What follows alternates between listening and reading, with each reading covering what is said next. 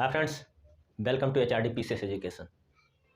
आज हम पुनः आप लोगों के सामने उपस्थित हैं आधुनिक भारत का इतिहास को लेकर के। इस इतिहास में हम आज देखेंगे कि मैसूर राज्य का उत्थान कैसे होता है। मैसूर राज्य जो दक्षिण भारत का एक बहुत ही शक्तिशाली राज्य था, वहाँ पर जो है उसका शासक, इसका वास्तविक शासक तब बनता है जब हैदर अली वहाँ का शासक होता है। लेकिन इसके पहले हम देखेंगे कि मैसूर राज्य किस प्रकार से इसकी उत्थान शुरू होती है। मुगलों का पतन जब धीरे धीरे होता है तो उसके बाद बहुत से छोटे छोटे राजाओं का उदय होता है और वो अपने अपने क्षेत्रों में जाकर अपने साम्राज्य को अपने आप चलाने की कोशिश करते हैं, जिसमें अवध के नवाब रहते हैं, हैदराबाद के निजाम रहते हैं, बंगाल के शासक रहते हैं और उसी प्रकार से मैसूर राज्य के जो राजा थे वो भी अपने आप में जो है इस राज्य को आगे बढ़ाने का कार्य करते हैं। मैसूर राज्य जो दक्षिण भारत का कर्नाटक क्षेत्र है, कर्नाटक क्षेत्र वो पूरा उसी में पड़ता है और कुछ जो है हैदराबाद को भी अपने में समेटता है। मैसूर राज्य का उस समय एक शासक था जिसका नाम था चिक्का कृष्णराज। चिक्का कृष्णराज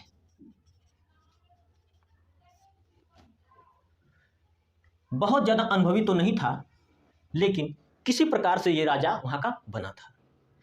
इस राजा के दो मंत्री थे, एक थे नंजराज और एक देवराज।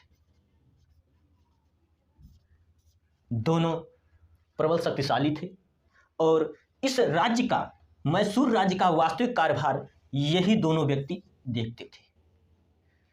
कह सकते हैं कि जो चिक्का कृष्णराज था वो नंजराज और देवराज का एक कठपुतली बनकर रहता था। फिर इस राज्य को यही दोनों आगे बढ़ाते थे। धीरे धीरे समय बीतता गया। इन्हीं की सेना में, मैसूर की सेना में जो है एक छोटा सा अधिकारी था जिसका नाम था हैदर अली। हैदर अली,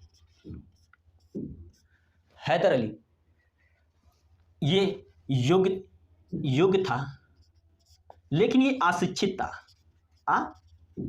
था, पराक्रमी था, धैर्यवान, वीरवान इत्यादि गुणों से वो भरा हुआ था। इसका जन्म जो है 1721 ईस्वी में हुआ था। बाद में जो है मैसूर राज्य में जो है, मैसूर राज्य का जो सेना थी उसमें एक छोटे से अधिकारी के रूप में कार्य किया। फिर बाद में जो है ये मैसूर राज्य लगभग 20 वर्षों तक जो है विभिन्न राजाओं के विद्रोह से उलझा रहा। जैसे मराठा साम्राज्य से उलझा रहा, अंग्रेजों से उलझा रहा और निजामों से ये उलझा रहा।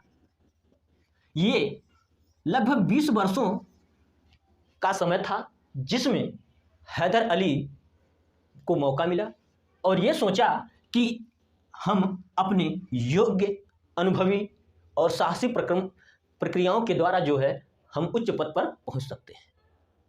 इसी का फायदा उठाते हुए वो बहुत ही उच्च पद पर अधिकारी के रूप में नियुक्त हो गया, उच्च अधिकारी बन गया।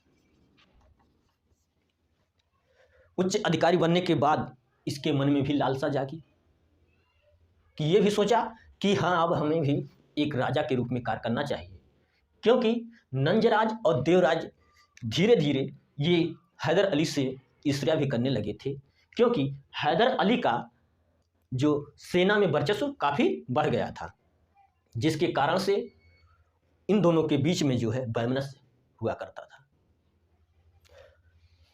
धीरे धीरे ये हैदर अली ने वहाँ के जमींदारों, जो मैसूर राज्य के जमींदार थे और बड़े बड़े या छोटे छोटे अन्य जो राजा या कह सकते हैं वहाँ के क्षेत्र के कुछ बड़े अधिकारी थे, उनको अपने कंट्रोल में किया, अपने नियंत्रण में लिया, बातचीत के द्वारा अपनी ओर मिलाया।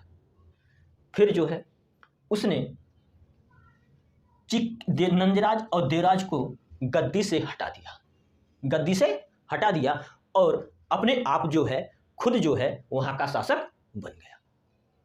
लगभग जब ये मैसूर राज्य का शासक बना जब ये मैसूर राज्य का, तब इसने सोचा कि हाँ, अब हमें जो है अपने ये जो शक्तियां हैं अपनी ओर केंद्रित करनी चाहिए। इसने सारी शक्तियों को लगभग केंद्रित किया और फिर धीरे धीरे अपने साम्राज्य को आगे बढ़ाने की कोशिश की। उसने कुछ ऐसे कार्य किए जिसके द्वारा हम उसके कार्यों को देख सकते हैं। उसने डिंडीगुल था 1755 ईस्वी में, एक डिंडीगुल एक क्षेत्र था, वहां पर आधुनिक शस्त्रागार का निर्माण कराया। आधुनिक शस्त्रागार निर्माण कराया। ये इस तर्ज पर आधारित था जिस प्रकार से ब्रिटिश सेना थी, ब्रिटिश सेना, या कह सकते हैं यूरोपीय पद्धति पर इस शस्त्रागार का निर्माण कराया और अच्छे से अच्छे शस्त्रों को उसमें रखाया। फिर धीरे धीरे समय बीतता गया। वो अपने राज्य के लिए कुछ ऐसे काम किए जो बहुत ही सराहनीय थे।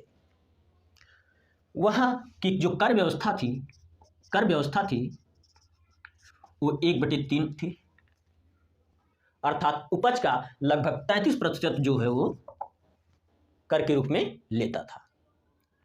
वो जब भी उसे आवश्यकता पड़ती थी तो वो फ्रांसीसी मदद लेता था।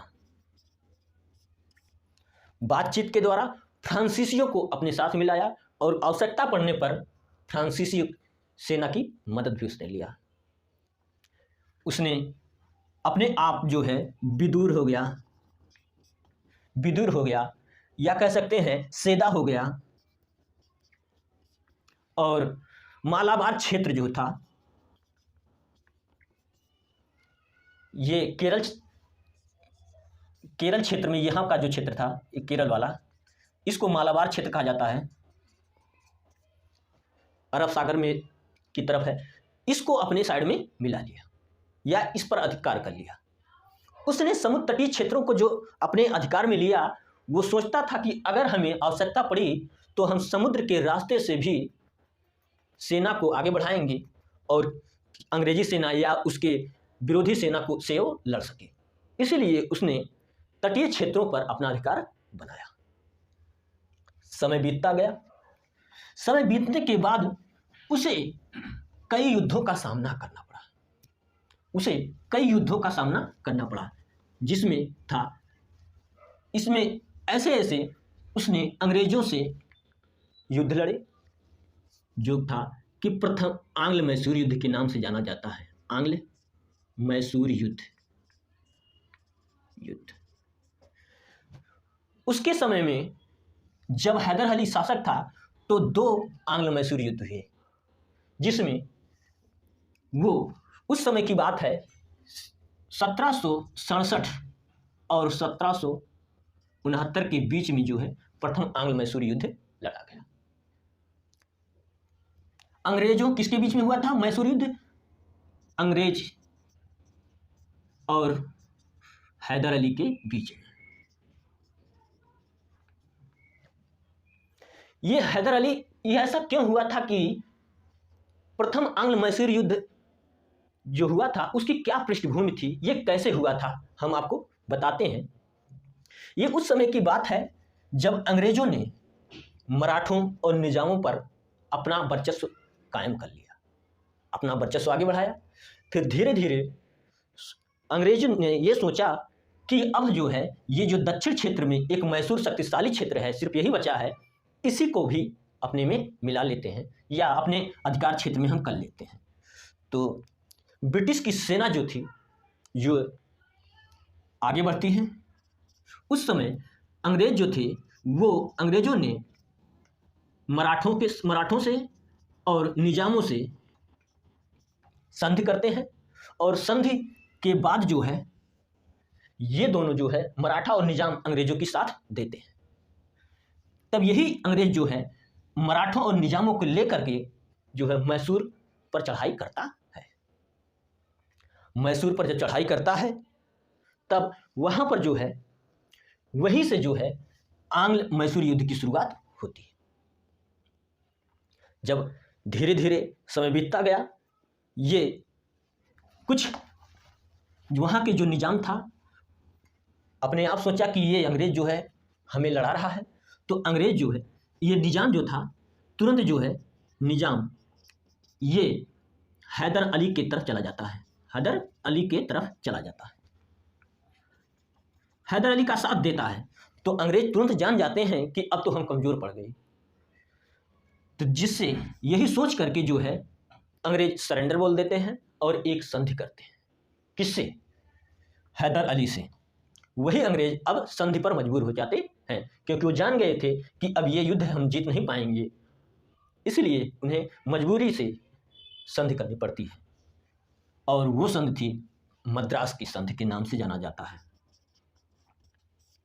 मद्रास की संधि के नाम से जाना जाता है। जब संधि होती है तो वहां पर दोनों तरफ के व्यक्तियों को कुछ लेना पड़ता, कुछ देना पड़ता। संधि ऐसा था कि जो अंग्रेज, या कह सकते हैं कि जो अंग्रेज थे, उन्होंने कहा